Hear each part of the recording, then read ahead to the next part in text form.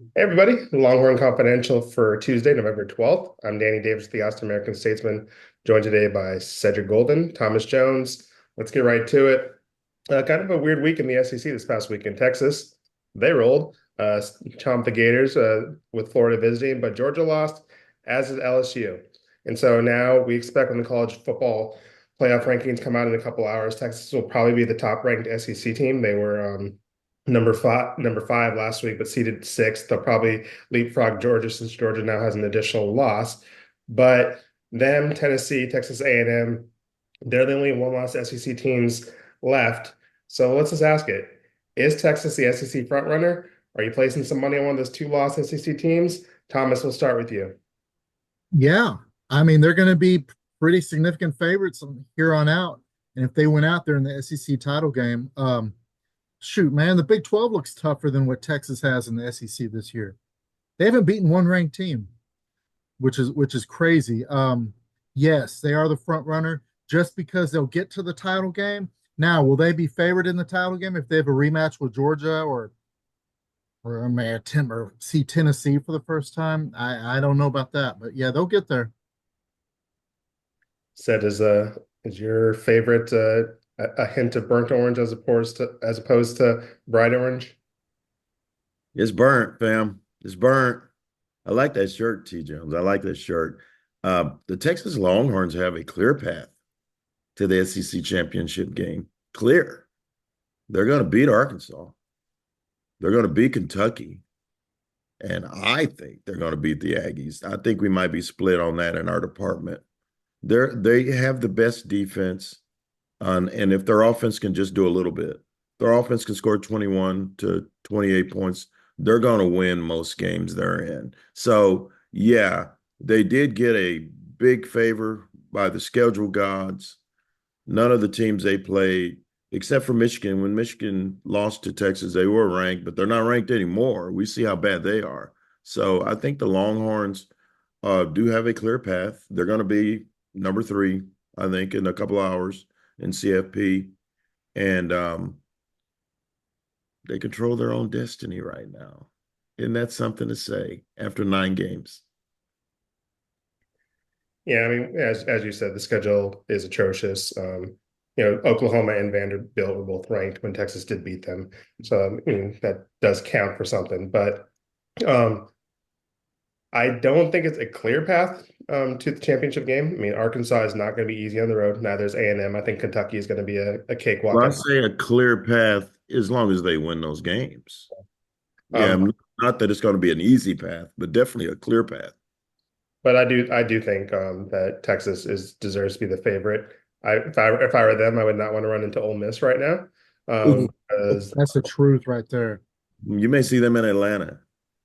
Ole Miss obviously played really well last week, beating Georgia, and you take a bad missed kick against I think it was Kentucky that they lost that game to, and some questionable plays throughout the season. This Ole Miss team may be the front runner in this conference. I would not want to play them right now, but obviously Texas, that list of front runners does not include Arkansas, does not include Kentucky, and we'll see in a couple weeks if it includes A&M or if the Aggies stumble at all before November 30th. But as we mentioned, Arkansas is this weekend. The Razorbacks, they are five. I wrote it down, but I forgot what I put. They are 5-4, 3-3 in conference play. It's an ABC game at 11 o'clock in the morning.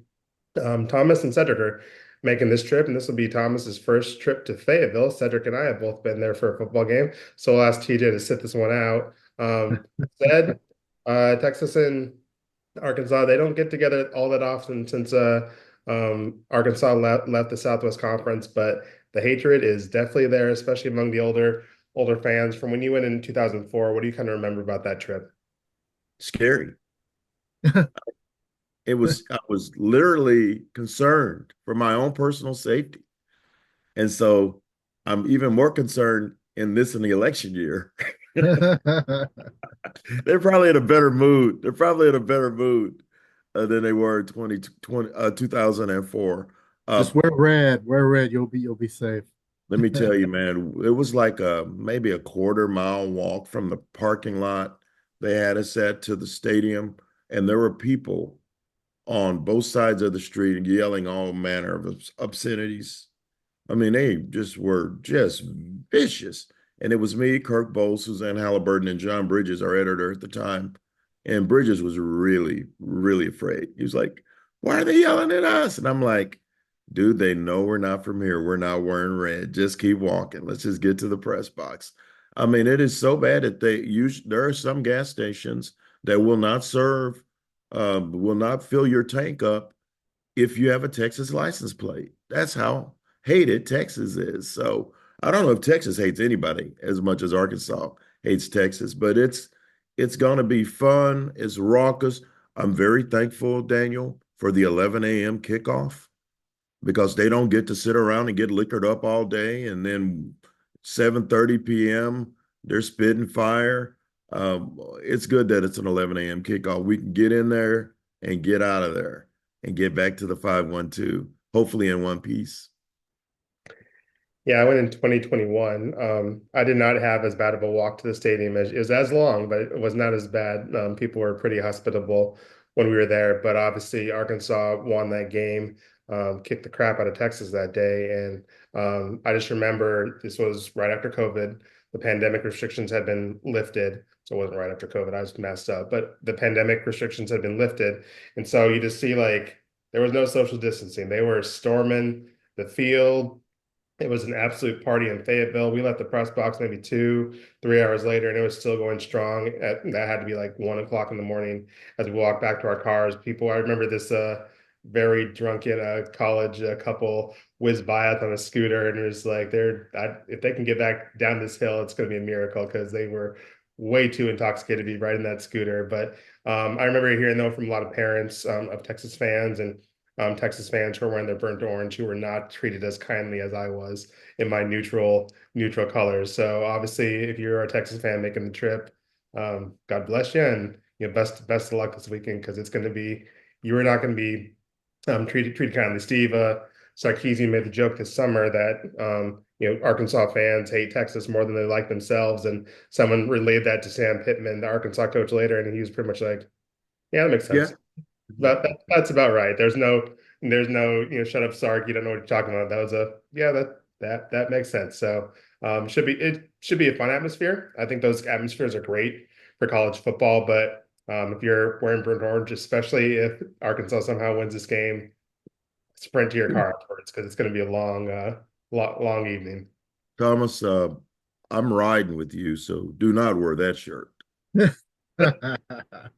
I'm wearing black, baby. I'm gonna be neutral. Thank you. Thank you. Me too. Since we have Thomas and me on this week's Longhorn Confidential, let's talk a little basketball. Thomas is our men's basketball beat reporter. I covered the Texas women. Said as a columnist, obviously dips his toes into both waters and spends plenty of time at Moody Center during the winters. We'll just do a quick little preview. Thomas, the men, they are 2 games in. They're about to play the third game tonight against Chicago State, I believe. If you want to head out to Moody Center for that, but we'll just name one player on this Texas men's team who is like the key to success this season. We're going to make it a little difficult. Can't pick Trey Johnson because that's way too easy. And Caden Cedric, who also represented the team at Big 12 or at the SEC tip-off event, he's not eligible for this exercise either. So Thomas and said, if you always want to name a player to keep an eye on this season. Yeah, I mean, well, number one, Trey Johnson will probably be here just this 1 year. So do yourself a favor, get out and see him. Get out and see him. But really, they got Arthur Kaluma. He's a 6'8" forward, played at Creighton, played at K-State. He's in his 4th year. He's averaging double figures everywhere he's been. He's a really nice player. Had 15 and 10 when UT beat who'd they beat? Houston Christian on Friday. He's a very nice player. And if the ball doesn't have to move through Arthur, if he can just complement Trey Johnson and those guards that they have, he's a real asset to the team. I think he's going to have a good year. I think he'll average close to double-double. Said, who are you keeping your eye on? I love Kendall Weaver. He's my favorite. He's an energy guy, and RT loves energy guys. He's a 6'3" guard who can jump out of the gym. He's a good lockdown defender. He plays bigger than his size. And he's one of those guys. And Thomas and I talked about it last year at the Baylor game. Every time he comes in to the game, something good happens for his team because he's an energizer bunny who always seems to come up with loose balls, things that don't show up on the stat sheet, intangibles that you can't teach. He works hard. He's not a stats guy, but he's a guy that is going to invariably be in the game at the end, even if he's not starting. He's going to be in there at the end because he's one of those guys that can make a difference when it matters most. We'll ask the same question for the women to me and said. I'll start. We're not going to talk about Rory or Madison Booker because those are Oh, come on. two All-American candidates. I don't think Let me start then, because you might take mine, and I haven't been studying as much. Let me have this one. You can go first. Amo. I'm going to tell you, college women's basketball is different than men's. The big girls are still very valued in women's basketball. They still dump it into the big girls. Oh, yeah, they're shooting threes, but I still think that it goes through posts. I mean, look at who's won championships in women's basketball. I mean, Breonna Stewart is a big girl. Asia Wilson's a big girl. Aaliyah Boston's a big girl. Mo is a big girl, and they're going to get her touches. And she is one of those people. If she gets it going, it opens it up for everybody else. We're all looking forward to seeing what Madison Booker and Rory Harmon going to do together for the first time in that backcourt. But I think it's really important that they establish Aaliyah Moore first. I was going to pick a big, which I originally was, but you went first. I would actually go Taylor Jones just because I think 6'4", 6'4", and when she's healthy, she is a matchup nightmare. Texas may not have lost the Elite Eight if she had been fully healthy because North Carolina State could not guard her, but I think she's limited to about 10 minutes in that game. But I'll go with Shea Holly. I mean, Shea needs no introduction around here. She's a local. We've been covering her since she was at Westlake High School and her sisters before then. But Shea is just one of those glue players. She may get 20-point game this season, but Texas doesn't need that from her. She's going to come in. She's their best 3-point shooter. Doesn't matter if her or Layla Felia is starting at that 2 guard. She's going to play. Vic loves her. She plays defense. She hustles. She's pretty much the team captain, her and Rory Harmon. So she just checks a lot of little boxes, and those little. She never gets tired.